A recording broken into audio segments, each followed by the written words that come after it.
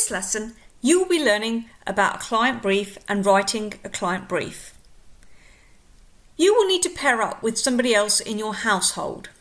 They will need a piece of paper and a pencil, and they will need to look away from your screen. Now, you need to describe this image to the person in your household, and they will need to draw the image on a piece of paper. Pause this video to do this now. Okay, how did your drawings compare to the original image? Did they get it right, or was your description not accurate enough? The big picture. Before starting any work or on creating a digital graphic, you must review what is actually required by the client. This will be stated in something called the client brief. You might have some good ideas about what you have always wanted to produce, but if these don't meet the client's needs, then it has no practical use. And in a real commercial world, you may not be able to get paid for it or have the opportunity for further work. Your homework will be to complete the client brief and the mind map that you begin this lesson. Please pause this video to do this now.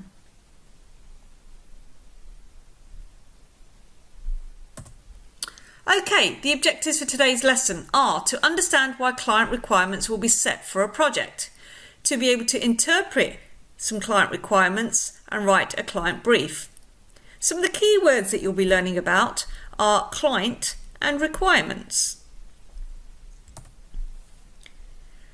Okay, so what are client requirements? Sometimes we don't receive all the information we need to complete a task, just as you may have done with the starter activity with drawing the character. When we are planning a project, it's vital that we get good quality details on what is required so that our plans are appropriate. A client will give you the details on what they want you to plan for them. So, what is a client? Your client is a person you will be working for. They will tell you what they want you to plan, design, and create for them.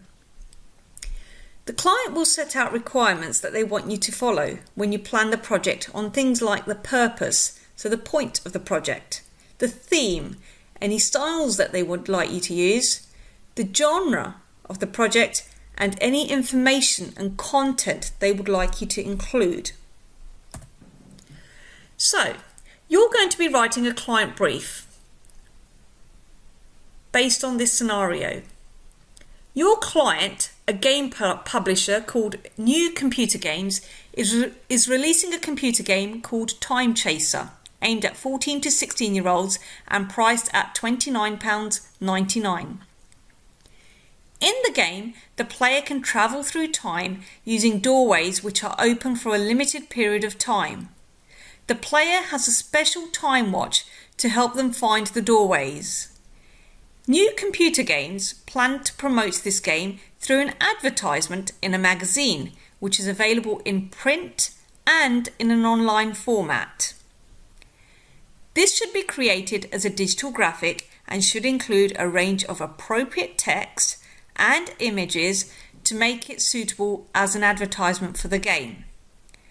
New Computer Games requires the final digital graphic to be of a suitable quality to be used in full colour printed magazine and will be half a page advertisement of 215mm wide by 140mm high. Now, before we begin to write our client brief, you may feel that you want to get a bit more information about a client brief. Now, to do that, you will need to go to Google Classroom, go under lesson 3 and watch the video on design briefs and client requirements. That video will give you a little bit more information about what a client brief includes. Now, to start the task, you will need to load up a workbook. The workbook is titled Creating Digital Graphics Workbook, and you will complete your work here. Now, before we start, it's important for me to point out that you will not have an assessment at the end of this unit, but you will be marked on the work that you produce during your lessons. So, your workbook looks like this. So you have a copy of a brief from the client, and now you need to break that down. So you're going to start on task 1. You need to read the brief and find out who is the client. Once you've done that, you will need to write down what it is that they require. So what media product is required? In this case, they're looking to advertise the game. So think about what they've asked you to do. Now, what do you think the purpose of this product will be? So what is the point of it? And who is the target audience of this advert that you are creating? Who's going to read this? What is the age group? What is the gender? What are their interests? Where do they live? Next, we need to write down what the requirements of the media product are.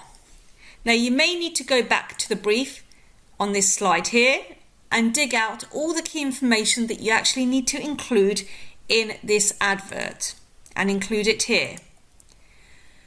Next, you will need to write down details of any house styles that you intend to use, any particular font styles and colours that you wish to include in your advert. And finally, write down anything else that you may want to include in this advert. You will eventually, over the coming lessons, go on to create this advert using a digital graphic piece of software. Once you've completed your client brief, you will then need to go on to create a mind map. Now, you covered mind maps in a pre-production documents unit at the start of this year. So basically, a mind map is generating your ideas for the magazine. You will need to fill out these branches and create new branches to complete this. Now, you can create new branches and new nodes by just selecting a box, pressing Ctrl+C, Ctrl+V and duplicating, and you can do exactly the same with the arrows as well. Okay, and just move them about to where you would like them to be. Okay, so you need to pause this video now to do this.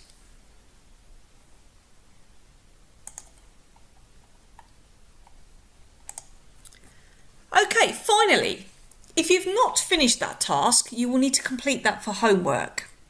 I'd like you to think about the following questions. What is meant by client requirements? Why is it important to have a clear client requirement when working on a project?